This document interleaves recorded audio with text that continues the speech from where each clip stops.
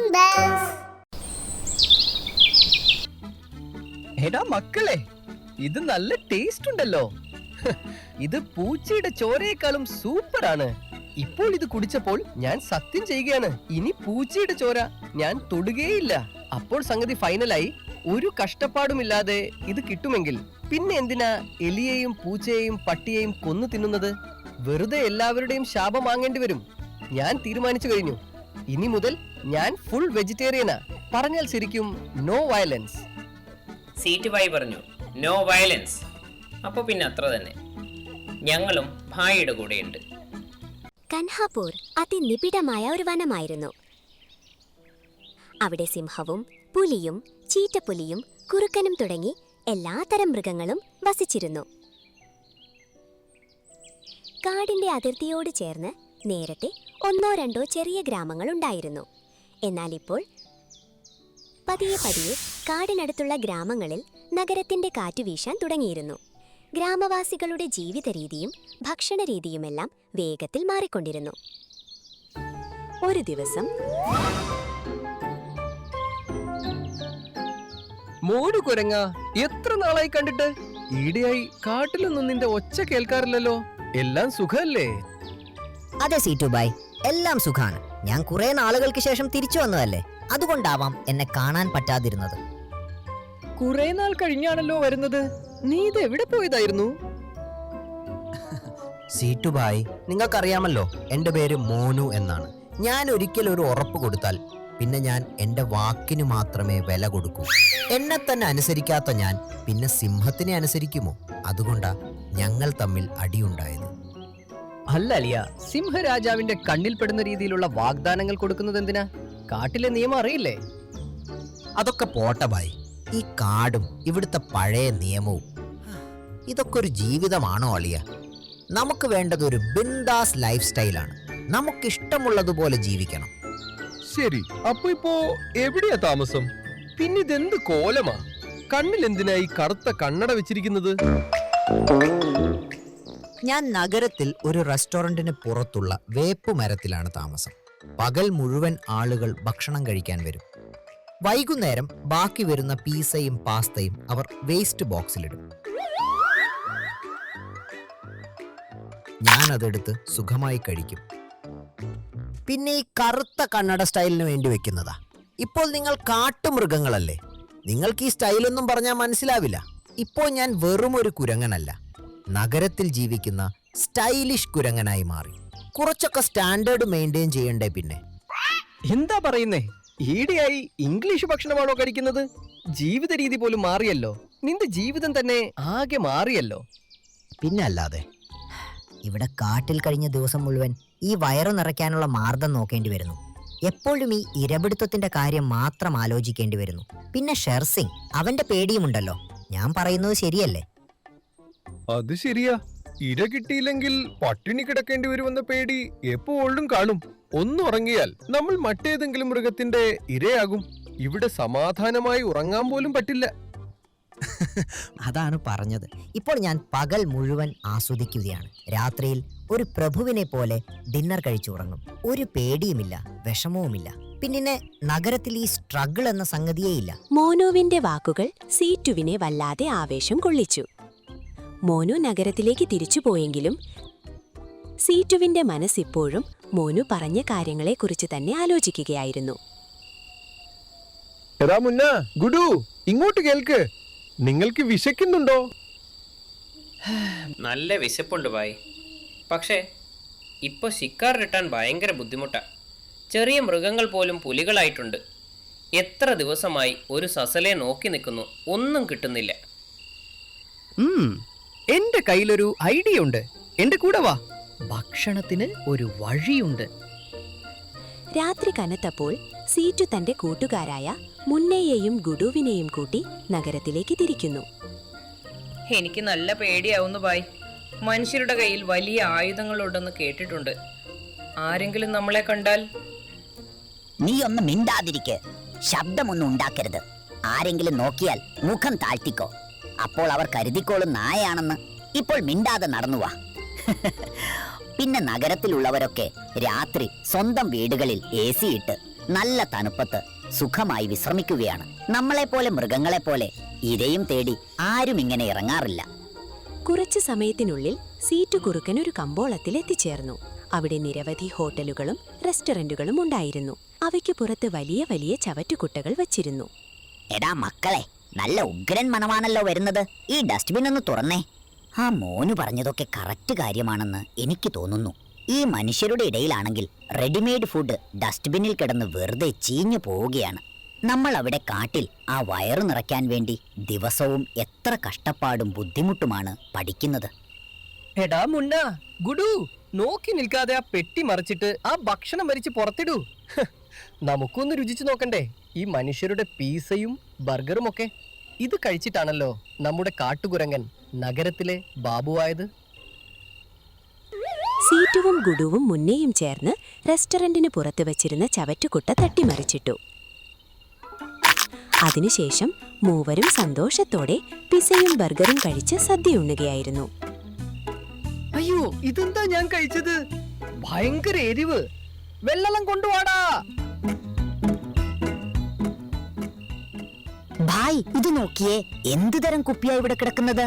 ഇതിനകത്തു നിന്ന് വലിച്ചു കുടിക്കാനുള്ള ഒരു പൈപ്പും തൂങ്ങിക്കിടപ്പുണ്ട്. ഇതൊന്ന് കുടിച്ചു നോക്കിയേ. ഇത് പൈപ്പല്ല, സ്ട്രോ എന്നാണ് ഇതിനെ പറയുന്നത്. നഗരത്തിലുള്ളവർ ജ്യൂസ് കുടിക്കാൻ ഉപയോഗിക്കുന്നത്. മോനു കുരങ്ങൻ പറഞ്ഞതാ. മുന്നയുടെയും ഗുഡുവിന്റെയും വാക്കുകേട്ട് സീറ്റു ഒരു ശീതള പാനീയ കുപ്പിയിലെ സ്ട്രോ വഴി അത് കുടിക്കാൻ തുടങ്ങുന്നു. എടാ മക്കളെ, ഇത് നല്ല ടേസ്റ്റ് ഉണ്ടല്ലോ. ഇത് പൂച്ചയുടെ ചോരയേക്കാളും സൂപ്പറാണ്. ഇപ്പോൾ ഇത് കുടിച്ചപ്പോൾ ഞാൻ സത്യം ചെയ്യുകയാണ്, ഇനി പൂച്ചയുടെ ചോര ഞാൻ തൊടുകയില്ല. അപ്പോൾ സംഗതി ഫൈനലായി. ഒരു കഷ്ടപ്പാടുമില്ലാതെ ഇത് കിട്ടുമെങ്കിൽ പിന്നെ എന്തിനാ എലിയെയും പൂച്ചയെയും പട്ടിയെയും കൊന്നു തിന്നുന്നത്? വെറുതെ എല്ലാവരുടെയും ശാപം വാങ്ങേണ്ടി വരും. ഞാൻ തീരുമാനിച്ചു കഴിഞ്ഞു. ഇനി മുതൽ ഞാൻ ഫുൾ വെജിറ്റേറിയനാ. പറഞ്ഞാൽ ശരിക്കും നോ വയലൻസ്. സീറ്റ് ബായി പറഞ്ഞു, നോ വയലൻസ്. അപ്പോൾ പിന്നെ അത്ര തന്നെ. ഞങ്ങളും ഭായിയുടെ കൂടെയുണ്ട്. അതെ, നമ്മൾ 3 പേരും ചങ്ക് ബ്രോസ് അല്ലേ? നിങ്ങളുണ്ടെങ്കിൽ ഞാനും നഗരത്തിൽ വന്ന് സദ്യ കഴിക്കും. സൗജന്യമായി കിട്ടുന്ന ഭക്ഷണത്തിന്റെ രുചി ഒരിക്കൽ അറിഞ്ഞതോടെ കാട്ടിലെ ഇരയെ കണ്ടാൽ പോലും സീറ്റുവും ഗുഡുവും മുന്നേയും അത് വെറുതെ വിടാൻ തുടങ്ങി.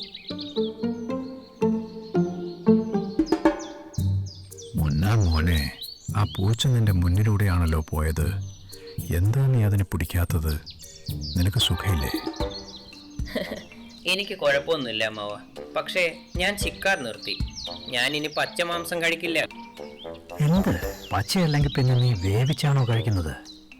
അമ്മാവ, ഞാൻ പറഞ്ഞു തരാം. ഈ പട്ടിയെയും പൂച്ചയും പിടിച്ചു തിന്നുന്നതും ഇരയെ തേടി പകൽ മുഴുവൻ അലഞ്ഞു തിരിയുന്നതുമൊക്കെ പഴയ കാര്യങ്ങളായി. ഇതൊക്കെ നിങ്ങളെ പിങ്ങളെ പോലെയുള്ള പ്രായമായവർക്ക് ചേരുന്നതാ. ഞങ്ങൾ ഈ പുതിയ കാലത്തെ പിള്ളേരാ. വയറു നിറയ്ക്കാൻ ഞങ്ങൾ ഒരു അടിപൊളി വഴി കണ്ടുപിടിച്ചിട്ടുണ്ട്. അല്ല, നിങ്ങൾക്ക് എന്ത് പറ്റി? ശിക്കാർ ഉപേക്ഷിക്കാൻ മാത്രം എന്ത് വഴിയാണ് നിങ്ങൾക്ക് കിട്ടിയത്? കുറുക്കൻ ശിക്കാർ ചെയ്തില്ലെങ്കിൽ പിന്നെ പുല്ല് തിന്നുമോ? അല്ല ചാച്ചാ, ഈ പയ്യന്മാര് പറയുന്നില്ലേ അവർക്ക് വേട്ട വേണ്ടെന്ന്. അപ്പോ പിന്നെ വേണ്ടെന്ന് തന്നെയാ. എന്തിനാ വെറുതെ അവരെ ശല്യം ചെയ്യുന്നത്? ഞങ്ങൾ പുല്ല് തിന്നണോ മാംസം തിന്നണോ എന്നത് ഞങ്ങളുടെ ടെൻഷനാ. അമ്മാവൻ എന്തിനാ വെറുതെ ചോര തിളപ്പിക്കുന്നത്? ഞങ്ങളിപ്പോൾ സിറ്റിയിൽ പോയി ഫ്രീ ആയി സദ്യ കഴിക്കാറുണ്ട്. അതുകൊണ്ട് മുയലിനെയും നായയെയും കൊല്ലുന്ന ഈ ചെറിയ പണി ഞങ്ങൾക്കില്ല. വാടാ, നമുക്ക് ഡിന്നർ ടൈമായി. മക്കളെ, ഇന്ന് നിങ്ങൾക്ക് സുഖമായി തോന്നുന്ന ഈ കാര്യം നാളെ നിങ്ങൾക്ക് വലിയ വിനയാകും. മാസങ്ങളായി നിങ്ങളൊന്നും വേട്ടയാടിയിട്ടില്ലെന്ന് കണ്ടാൽ അറിയാം. ഇങ്ങനെ പോയാൽ നിങ്ങൾക്ക് കാട്ടിൽ ജീവിക്കാൻ പറ്റില്ല. വയസ്സായ കുറുക്കൻ മൂവരെയും കാര്യങ്ങൾ ബോധ്യപ്പെടുത്താൻ ഒരുപാട് ശ്രമിച്ചെങ്കിലും സൗജന്യമായി കിട്ടുന്ന ഭക്ഷണത്തിന്റെ ലഹരിയിൽ അവർ മതിമറന്നിരുന്നു. അന്ന് രാത്രി 3 കുറുക്കന്മാരും നഗരത്തിലെ തെരുവുകളിലെത്തിയപ്പോൾ ഒരു കാവൽക്കാരൻ അവരെ കണ്ട് ഒച്ചവെച്ചു. തുടർന്ന് നഗരവാസികൾ വടികളുമായി വീടുകളിൽ നിന്ന് പുറത്തിറങ്ങി. എങ്ങനെയൊക്കെയോ മൂവരും ജീവൻ രക്ഷിച്ച് കാട്ടിലേക്ക് തിരിച്ചോടി. അലിയ, ഇന്ന് തലനാരിഴക്കാണ് രക്ഷപ്പെട്ടത്. അവർ നമ്മളെ ഇന്ന് തീർത്തേനെ. നഗരത്തിലുണ്ടായ സംഭവത്തിനു ശേഷം അടുത്ത 2-4 ദിവസത്തേക്ക് കുറുക്കന്മാർ നഗരത്തിലേക്ക് പോയില്ല. 3 ദിവസമായി ഒന്നും കഴിച്ചിട്ട് വിശന്നിട്ട് ആകെ വയ്യാതായി. ശരി, ഇന്ന് നഗരത്തിലേക്ക് പോകാം. ഇപ്പോൾ ആളുകൾ ആ സംഭവമൊക്കെ മറന്നതാണ്.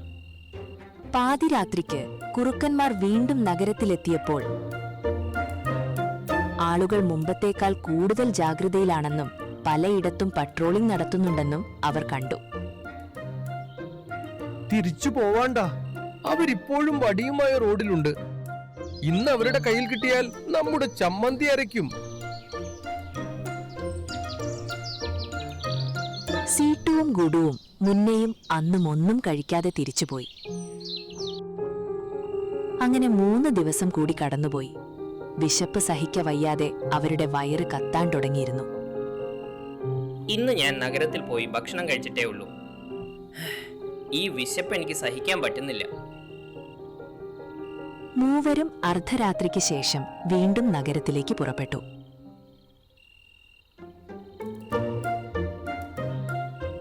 ഇന്ന് റോഡുകളിൽ വടിയുമായി കാവൽക്കാരൊന്നും തങ്ങളെ കാത്തുനിൽക്കുന്നില്ലെന്ന് കണ്ടപ്പോൾ അവർക്ക് വളരെ സന്തോഷമായി. അവർ വേഗത്തിൽ ആ വലിയ ചവറ്റുകുട്ടകൾക്കടുത്തേക്ക് ഓടിയെത്തി. അവിടെയായിരുന്നു അവർക്കെന്നും വയറു നിറയെ ഭക്ഷണം ലഭിച്ചിരുന്നത്. അകത്തുനിന്ന് നല്ല മണം വരുന്നുണ്ട്. വേഗം ഈ പെട്ടി മറിച്ചിടൂ, വിശന്നിട്ട് വയ്യാ. മുന്നേയും സീറ്റുവും ഗുഡുവും ചവറ്റുകുട്ടകൾ പലതവണ മറിച്ചിടാൻ ശ്രമിച്ചു. എന്നാൽ നഗരവാസികൾ ചവറ്റുകുട്ടകൾക്ക് അടപ്പുകൾ വെച്ചിട്ടുണ്ടെന്ന് അവർക്ക് വൈകാതെ മനസ്സിലായി. അത് തുറക്കുക എന്നത് ഒരു കുറുക്കനും സാധ്യമായ കാര്യമായിരുന്നില്ല. മണിക്കൂറുകളോളം മൂവരും കഠിനമായി പരിശ്രമിച്ചു. തങ്ങളെ ഓടിക്കാനായി നഗരവാസികൾ മനഃപൂർവ്വം ഈ അടപ്പുള്ള ചവറ്റുകുട്ടകൾ വെച്ചതാണെന്ന് അവർക്കൊടുവിൽ ബോധ്യമായി. നിസ്സഹായരായി 3 കുറുക്കന്മാരും കാട്ടിലേക്ക് മടങ്ങി. ഒരു മരച്ചുവട്ടിൽ പോയി കിടന്നു. അപ്പോഴാണ് ആ വയസ്സൻ കുറുക്കൻ അങ്ങോട്ട് വരുന്നത്. നിങ്ങൾ 3 പേരും ആകെ തളർന്നു പോയല്ലോ. ഭക്ഷണമൊന്നും കിട്ടിയില്ലേ? വയസ്സന്റെ വാക്കുകൾ കേട്ട് 3 കുറുക്കന്മാരും തല താഴ്ത്തി നിന്നു. എനിക്കറിയാം, നഗരത്തിൽ ഭക്ഷണം കിട്ടാനിപ്പോൾ പ്രയാസമാണെന്ന് മോനുകുരങ്ങൻ എന്നോട് പറഞ്ഞു. പിന്നെ കുറുക്കനെയും പുലിയെയും നഗരത്തിൽ കണ്ടാൽ ആളുകൾ വെറുതെ വിടില്ല. അതുകൊണ്ടാണ് ഞാൻ നിങ്ങളെ തടഞ്ഞത്. പക്ഷെ നിങ്ങൾക്ക് അധ്വാനമില്ലാത്ത ജീവിതം ശീലമായി പോയി. വിഷമിക്കണ്ട, ശിക്കാർ ചെയ്ത് ഭക്ഷണം കണ്ടെത്തൂ. പക്ഷെ അമ്മാവ, ഞങ്ങൾക്കിപ്പോൾ ശിക്കാർ ചെയ്യാൻ പറ്റുന്നില്ല. ഇരുന്ന് ശീലമായി പോയി. ഒരു പ്രാവിനെ പോലും എനിക്ക് പിടിക്കാൻ പറ്റുന്നില്ല. ശരി, ഞാൻ നിങ്ങളെ സഹായിക്കാം. ശിക്കാർ ചെയ്യാനും കാട്ടിലെങ്ങനെ പോരാടി ജീവിക്കണമെന്നും ഞാൻ പഠിപ്പിച്ചു തരാം. നിങ്ങൾക്ക് പഠിക്കണോ? വയസ്സൻ കുറുക്കൻ പറഞ്ഞത് ഇപ്പോൾ അവർക്ക് വ്യക്തമായി മനസ്സിലായി. അന്ന് തന്നെ അവർ വീണ്ടും വേട്ടയാടാൻ പഠിച്ചു തുടങ്ങി. ഗുഡുവിനും മുന്നയ്ക്കും സീറ്റുവിനും ജീവിതത്തിലെ ഒരു വലിയ പാഠം ലഭിച്ചു. എളുപ്പമെന്ന് തോന്നുന്ന വഴികളെല്ലാം ശരിയാകണമെന്നില്ല. കഠിനാധ്വാനവും പരിശ്രമവും ഉപേക്ഷിക്കാതിരിക്കുക എന്നതാണ് പ്രധാനം. ഒരു കാട്ടിൽ ഹൈരി എന്നു പേരുള്ള ഒരു കൗശലക്കാരനായ കുറുക്കനുണ്ടായിരുന്നു. അവൻ കാവട്ടിക്കാരനും സൂത്രശാലിയുമായിരുന്നു. അവൻ ഒരു പണിക്കും പോകില്ലായിരുന്നു. വൃക്ഷത്തണലിൽ കിടന്ന് കാട്ടിലെ രാജാവാകുന്നത് സ്വപ്നം കണ്ട് കിടക്കുമായിരുന്നു. അവന്റെ വെയിലത്തരങ്ങൾ കൊണ്ട് കാട്ടിലുള്ളവരെല്ലാം ഏറെ ബുദ്ധിമുട്ടിയിരുന്നു. പല പ്രാവശ്യം കാട്ടിലെ രാജാവായ വില്യം സിംഹം അവന് മുന്നറിയിപ്പ് നൽകിയിരുന്നു. പക്ഷെ ഹൈരി കുറുക്കൻ മാറാൻ ഒരുക്കമല്ലായിരുന്നു. ഹൈരി കുറുക്കൻ എപ്പോഴും മറ്റു മൃഗങ്ങൾ വേട്ടയാടി പിടിക്കുന്നതെല്ലാം മോഷ്ടിച്ചു കഴിക്കുമായിരുന്നു. അവനേക്കാൾ ബലഹീനരായ മൃഗങ്ങളുടെ ഭക്ഷണവും തട്ടിപ്പറിച്ചെടുക്കുമായിരുന്നു. അങ്ങനെ ഒരു ദിവസം ഹൈരി കുറുക്കൻ മരത്തണലിൽ വിശ്രമിക്കുകയായിരുന്നു. അപ്പോൾ കാട്ടിലെ മൃഗങ്ങളെല്ലാം അണിഞ്ഞൊരുങ്ങി എങ്ങോട്ടോ പോകുന്നത് അവൻ കണ്ടു. ഹൈരി കുറുക്കൻ അവർ പോകുന്നത് ശ്രദ്ധയോടെ നോക്കിയിരിക്കാൻ തുടങ്ങി. ഈ സമയത്ത് മിംകി കിളി ആ മരത്തിന്റെ മുകളിലിരുന്ന് മുഖത്ത് മേക്കപ്പ് ചെയ്യുകയായിരുന്നു. ഹൈരി കുറുക്കൻ മിംകി പക്ഷിയോട് ചോദിച്ചു, ഇന്ന് ഈ കാട്ടിലുള്ള മൃഗങ്ങളെല്ലാം ഒരുങ്ങിക്കെട്ടി എങ്ങോട്ടേക്കാണ് ഈ പോകുന്നത്? മിൻകി കിളി ഹൈരിയുടെ ചോദ്യത്തിന് മുഖം കിറവിപ്പിച്ചുകൊണ്ട് ചോദിച്ചു, നിനക്കതൊക്കെ അറിഞ്ഞിട്ട് എന്ത് ചെയ്യാനാ? അവരെവിടെയെങ്കിലും പോകട്ടെ. ഹൈരി കുറുക്കൻ സൂത്രത്തിൽ ചിരിച്ചുകൊണ്ട് പറഞ്ഞു, നിനക്ക് ദേഷ്യമായോ? നീ ഇതെന്താ പറയുന്നത്? ഞാനും ഈ കാട്ടിലെ മൃഗമാണ്. എനിക്കെന്താ അറിയുവാനുള്ള അധികാരമില്ലേ? നിന്നെ കുറിച്ച് എനിക്ക് നന്നായി അറിയാം. നിനക്ക് സൗകര്യം കിട്ടിയിരുന്നെങ്കിൽ നീ എന്നെ എന്തിനുമായിരുന്നു. നിന്റെ അറിവിലേക്ക് പറയാം, ഇന്ന് രാജാവായ വില്യം സിംഹം കാട്ടിലെ എല്ലാ മൃഗങ്ങൾക്കും വേണ്ടി വിരുന്നൊരുക്കിയിരിക്കുകയാണ്. അവിടെ നല്ല വിഭവങ്ങളും തയ്യാറായിട്ടുണ്ട്. ഇവരെ പോലെ ഞാനും അങ്ങോട്ടേക്ക് പോകാനൊരുങ്ങുകയാണ്. വിരുന്നോ? എന്ത് സന്തോഷത്തിന്റെ പേരിലാണ്? വില്യം സിംഹത്തിന്റെ മകൻ എഡ്വേർഡിന്റെ ബർത്ത്ഡേ ആണിന്ന്. മിംകി കിളിയുടെ വാക്കുകൾ കേട്ടിട്ട് ഹൈരി കുറുക്കൻ ദേഷ്യത്തോടെ പറഞ്ഞു, വില്യം സിംഹം ഈ കാണിച്ചത് വലിയൊരു തെറ്റാണ്. കാട്ടിലെ എല്ലാ മൃഗങ്ങളെയും ഇൻവൈറ്റ് ചെയ്തു, പക്ഷേ എന്നെ മാത്രം എന്തുകൊണ്ട് വിളിച്ചില്ല? ഞാനെന്താ ഈ കാട്ടിലെ മൃഗമല്ലേ? ആദ്യം നീ ക്ഷണിക്കപ്പെടാൻ യോഗ്യതയുള്ളവനാകൂ. നീ അല്ലെങ്കിൽ ആൾക്കാരുടെ ഭക്ഷണം തട്ടിയെടുക്കാറുണ്ട്. നിന്റെ അറിവിലേക്ക് പറയുകയാണ്, നീ അവിടെയെങ്ങും പോയി ചുറ്റിത്തിരിയരുത്. സുഹൃത്തെ, വില്യം സിംഹത്തിന്റെ ഈ പ്രവൃത്തി എനിക്ക് തീരെ മോശമായി തോന്നുന്നു. ഞാൻ കാട്ടിലെ രാജാവാകുമ്പോൾ ഈ കാട്ടിലെ എല്ലാ നിയമങ്ങളും രീതികളും മാറ്റും. ഹൈരിക്കുറുക്കന്റെ സംസാരം കേട്ട് മിംകി കിളി പൊട്ടിച്ചിരിച്ചുകൊണ്ട് പറഞ്ഞു, നീ ഇങ്ങനെ ഉറക്കത്തിൽ സ്വപ്നം കാണുന്നത് നിർത്തു. കുറുക്കന്മാർ ഒരിക്കലും രാജാവാകില്ല. കാട്ടിലെ രാജാവ് സിംഹമേ ആകാറുള്ളൂ. ഈ ജന്മത്തിൽ നീ ഒരിക്കലും രാജാവാകില്ല. ഞാൻ പോകുന്നു, എനിക്ക് വിശക്കുന്നു. ഇത്രയും പറഞ്ഞ് മിംകി പക്ഷി പറന്നുപോയി. ഹൈരി കുറുക്കൻ ദേഷ്യത്തിൽ പല്ല് ഞെരിക്കാൻ തുടങ്ങി. പക്ഷെ എന്തോ നല്ല വിഭവങ്ങളുടെ പേരുകൾ ഓർത്ത് അവന്റെ വായിൽ വെള്ളമൂറാൻ തുടങ്ങിയിരുന്നു. ഹൈരി കുറുക്കൻ വിളിക്കാത്ത സദ്യ ഉണ്ണാൻ വില്യം സിംഹത്തിന്റെ കൊട്ടാരത്തിലേക്ക് പോയി. അവനെ കണ്ടുപോഴേക്കും വില്യം സിംഹത്തിന്റെ കണ്ണുകൾ ദേഷ്യത്താൽ ചുവന്നു. എന്നിട്ടും ദേഷ്യം കടിച്ചമർത്തിക്കൊണ്ട് പറഞ്ഞു, നോക്കൂ, നിന്നെ ഞാൻ ഈ വിരുന്നിൽ വിളിച്ചിട്ടില്ല.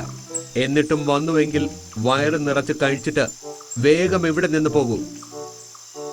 ഹൈരി കുറുക്കൻ മിണ്ടാതെ ഭക്ഷണം കഴിക്കുവാൻ തുടങ്ങി. അപ്പോഴാണ് അവന്റെ ദൃഷ്ടി വില്യം സിംഹത്തിന്റെ മകൻ എഡ്വേർഡിലേക്ക് പതിച്ചത്. അവനൊരു സ്വർണവള കൊണ്ട് കളിക്കുകയായിരുന്നു. സ്വർണവള കണ്ടതും ഹൈരി കുറുക്കന്റെ വായിൽ വെള്ളമൂറി. അവൻ മനസ്സിൽ പറയാൻ തുടങ്ങി,